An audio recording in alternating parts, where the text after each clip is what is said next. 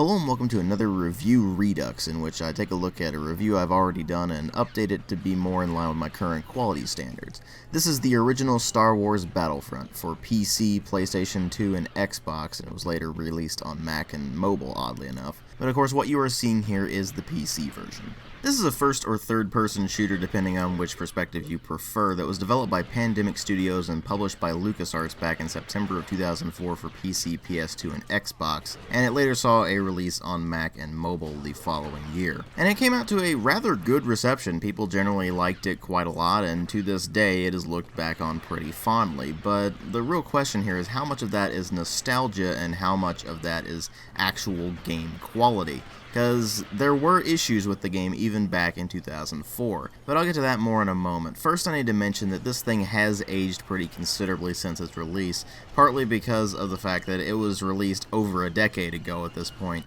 and partly because they started shutting down a bunch of the services regarding it. For example, the Xbox Live servers shut down in 2010, and of course GameSpy shut down in 2014, so now you had to go through external means in order to be able to actually play this thing online. And it does have a few compatibility issues with modern systems as well, although most of those can be worked around. Although there was one particular issue that really bothered me about it, in that I rendered the game in 1080p just fine. In fact, it ran extremely well at 1080p. But not only do the menus render at 640 by 480 because they're just locked at that, but the recording process wanted to record it in 800 by 600 for some baffling reason.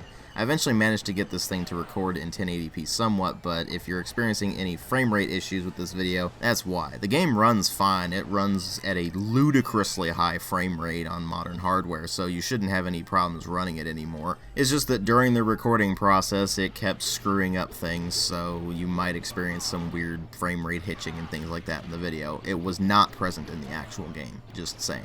Now with that disclaimer out of the way, let's go ahead and delve right into this thing and find out how well it's stood up. Well, the first thing you notice is that the graphics have aged very considerably. I mean, the game was released in 2004, what do you expect? But even then, there are still some graphics touches that actually stick out and look rather good. Things like the water reflections, for example. They look great, and it's actually really surprising that the water reflections look that good. But other elements of the presentation still look alright considering when they were released. Obviously, the modeling is a bit blocky in spaces, and the animations are very clunky for the most part. The particle effects don't look particularly great anymore, although they're definitely serviceable. But if you consider the standards of the day, it actually looked pretty great for its time. I mean, sure, the same year we had Half-Life 2 and Doom 3, but you gotta keep in mind that on PC, this thing was running 64-player servers in really big maps. And for that, it actually looks pretty damn good. Especially considering the amount of detail absolutely packed into the environments, and the fact that they have rendered the Star Wars stuff we know and love to a pretty damn good degree. So despite the graphics being very aged at this point, they still hold up pretty well in the charm factor, and it definitely looks like a Star Wars game. So if nothing else, they pretty much nailed the aesthetic. The sound design, on the other hand, is a bit more of a mixed bag. On the one hand, you have sound effects that sound like they were taken straight from the movies in some respects, and in others, not so much. They sound more like they were taken from video game samples or things like that. And there is one particularly annoying problem with the sound in that the weapons fire is actually really quiet compared to pretty much everything else. So the weapons never really sound as good as they certainly could had they actually kept the bass up and things like that to actually render the sound effects with some loudness and make them sound really nice and beefy. Instead, they're just alright and not much more than that. Similarly, the voice acting is a matter of it suffices and not much more. The actors did a decent enough job with the lines they were given, and it's pretty much all battle chatter, so there's nothing really to work with there. But they did at least get the original actor of Jango Fett to do the voices for the clone troopers in this, so at least that's really authentic. And none of the voice acting is particularly bad, so at least they did a pretty good job with that overall. And then, of course, there's the soundtrack, which is the John Williams score, which, I mean, let's face it, the John Williams score is the John Williams score. There is nothing really bad you can say about it. It's just that they didn't really do anything all that original for Battlefront itself. So while it does definitely add to the Star Wars aesthetic that they're going for, it doesn't really factor too much into the actual quality of the game. But then we come to what really matter, the story and the gameplay, although there's really not much story in this because it's basically retelling the movies in video game form with some slight liberties taken here and there. Now the liberties they've taken mostly revolve around setting the actual battles in locations where they weren't necessarily in the movies, like a ground battle on Yavin 4 instead of the space battle against the Death Star like we saw in the movies. So there are some liberties taken, but they're really not things that are problematic, simply because you can take it more as a what-if scenario than a full-on replication of what we saw in the movies, although they did certainly do some of that as well. So there are certainly times when you're going through a battle and you're like, this feels like it's from the movie, or as close as it could have been in 2004 at least. And in 2004, the spectacle of this game was incredibly impressive. I mean, 64 players on PC in these huge Star Wars battles, both in the Galactic Civil War and the Clone Wars, and this was one of the few things that actually kind of validated the prequels, simply by nature of the best parts of those movies being the big battle scenes, because let's face it, there wasn't anything else good in those movies. Plus, the first mission of the Clone Wars campaign gets really huge points because it's the Battle of Naboo, and it has you playing as the Trade Federation, which means you get to slaughter Gungans by the dozens. Anyway, the point is that while the movies were terrible, the battles in them make perfect fodder for something like this, and it certainly fits in rather well with what they've put together here. And as far as the story goes, there are two story campaigns that you can go through. The first of them is, of course, the Clone Wars. The second one is the Galactic Civil War. You can go through either of them at any time, and they basically consist of going through battles on various planets in roughly the order that they would have occurred in the actual films, and there are some film clips interspersed between the actual battles themselves. But other than that, they're really just offline battles against AI opponents that have some slightly different parameters than what you normally find in the instant action Galactic Conquest and, of course, online modes. So, for example, everything before the Battle of Geonosis in the Clone Wars campaign pits the Separatists against native forces on whatever they're fighting. So, for example, with Naboo, they are either fighting the Gungans or the Royal Naboo Guards or things like that. And both of these campaigns have you starting out as one faction and then switching to the other eventually. So for the Galactic Civil War campaign, it starts you out as the Empire and eventually turns you over to the Rebel Alliance. And then when you're playing the Clone Wars campaign, it starts you out as Separatists and later puts you in the shoes of the Republic. But either way, you're basically playing through a bunch of conquest matches, which means that each team has a bunch of respawn tickets, although in this case they're called reinforcements.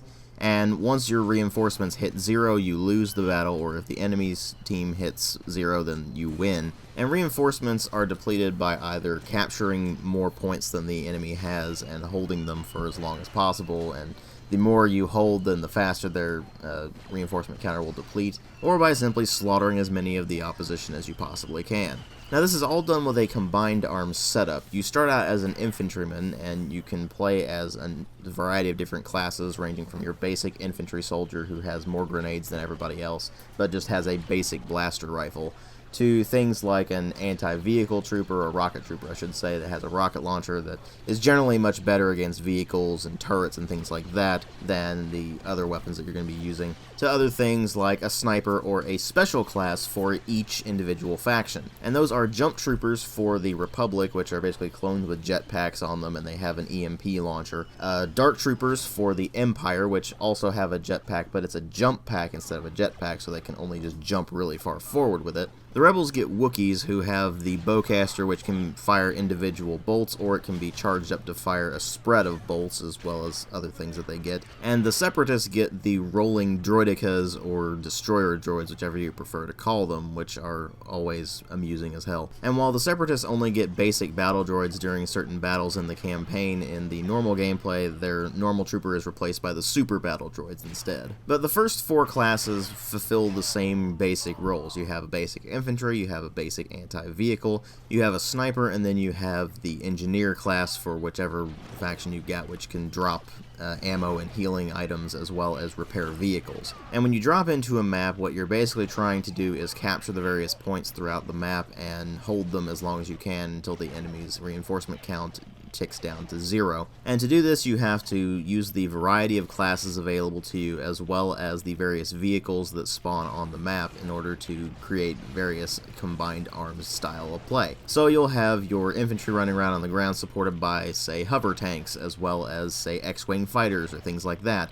And each faction also gets an invincible NPC Jedi hero, so they get to run around and slaughter huge numbers of soldiers if they really want to, but their AI is not very good, so that doesn't happen all the time. But they're basically invincible, and the only way you can actually take them down is by actually knocking them off of a platform on certain maps and having them basically fall out of the world. But other than that, they're invincible, and you basically just have to run from them.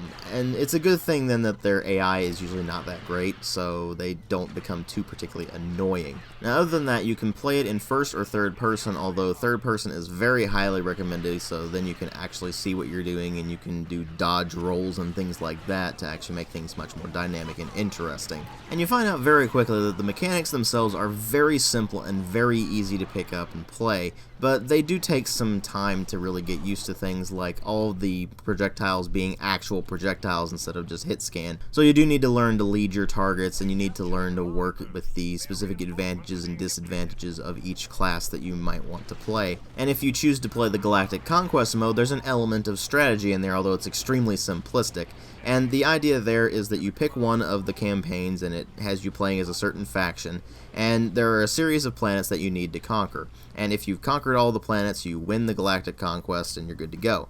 As you go through the various levels, you're going to find that you're going to be collecting various bonuses that can be applied to your team within the given space of a next battle. So for example, you could go into the next battle with a Jedi hero instead of just going into it with basically nothing, or you could go into it with the enemy vehicles starting out automatically damaged, or any number of things like that that really do spice up the gameplay, make it a bit more interesting. And the enemy also gets access to a series of these bonuses as well, although it does seem like they're randomly activated instead of any real strategy going into it, so that is something to keep in mind. But the Galactic Conquest mode is actually a pretty fun mode, despite the single player in this game not exactly being the best. It really shines when it's in multiplayer and you can really get together and work with combined arms and things like that. But the single player AI is just wildly inconsistent. It's either ludicrously good and able to pinpoint you from basically a mile away with a blaster pistol and have you just instantly die, or it's completely idiotic and just kind of stands there and lets you mow them down. There's not really any in between. So obviously the game is made to be played with other people, even though they do give you quite a few single player options if you don't have internet connectivity, or in the case of it right now, you can't play online because the online services were shut down. But even then, the single player can be a lot of fun sometimes. For example, the curb stomping Gungans thing, or hopping into an AT-AT on the Battle of Hoth and just annihilating everything in your path, because let's face it, who doesn't want to do something like that? And more importantly, when you do it, it's basically impossible not to have a kind of maniacal giggle going on. Same thing goes for the Gungans bit. It's just impossible to play this thing and not have at least some fun while you're playing it. Even though the mechanics themselves are pretty simplistic and the AI is pretty awful, what you have here is a game that is meant to get you in the moment. It's meant to make you feel like you're fighting these huge battles and feeling like you're part of some huge Star Wars experience, and that is what this game accomplishes in spades. On top of that, it just has a lot of wacky fun in it. Things like just stomping around in an AT-AT, where it is literally impossible to do that without vocalizing the Imperial March in some way. I mean, let's face it, you can't stomp around blasting the living crap out of the rebels with an AT-AT and not sit there going da da da da da da da da da. Sure, you could complain about it not being balanced, but come on, you're stomping around in an AT-AT. Who would expect that to be balanced? There's no way you can balance something like that. So what they did instead was they made it as fun as they possibly could, and still gave the rebels ways to take down those AT-ATs. It just takes a lot of coordinated teamwork to be able to do so. And that's the thing, if you don't work as a team, if you don't have a good class balance and have everybody working within specific roles, then you're probably not going to win. It's a lot like the older Battlefield games in that regard. In fact, it pretty much copies a lot of what they do and just kind of tweaks it a bit. The thing is, though, that it's Star Wars, so some of the BS that you would experience in Battlefield 1942 42 in Battlefield Vietnam, for example, is really kind of moot with this, simply because it's sci-fi. You can get away with a lot more in that, but it does still suffer from the really nasty problem of if you don't have a good team to work with, then you're probably not going to be able to get too much out of the game. And now that the multiplayer is dead, you really can't go online with this thing, and it really has to be judged more in a single-player capacity. The thing is that I mostly played the single-player anyway. It's just a game where you just kind of goof off and have fun. You don't really go into it and play it very seriously. You just go in for the Star Wars experience. You go in to feel like you're part of these huge Star Wars battles, and that is something that this game excels at. It's just plain fun. It's not well balanced, it's not competitive in the slightest, but it's fun. And ultimately, that's what matters most. Sure, it's not exactly the best game in the world or anything. In fact, it's really not that great of a game when you get down to it.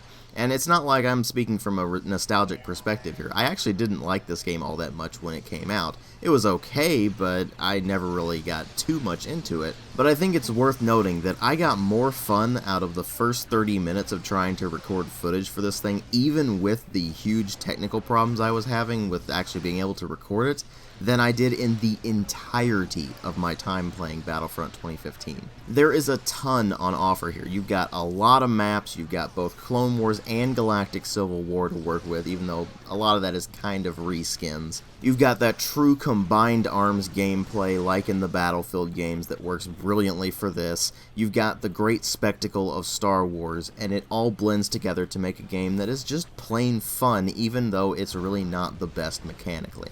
Here's the thing, I'm ultimately giving this a 3 out of 5. Sure, it's not that great of a game when you get down to it, but it is competent in pretty much every regard that really matters, and it's just plain fun to play, even though it doesn't really have the best mechanics or anything like that. Unlike the new Star Wars Battlefront, which is pretty much a blatant cash grab, this takes its license and lovingly crafts something interesting and fun to play out of it, even though it is demonstrably flawed, with tons of bugs and glitches, with really bad AI, and dead multiplayer. That's saying something. Thanks for watching.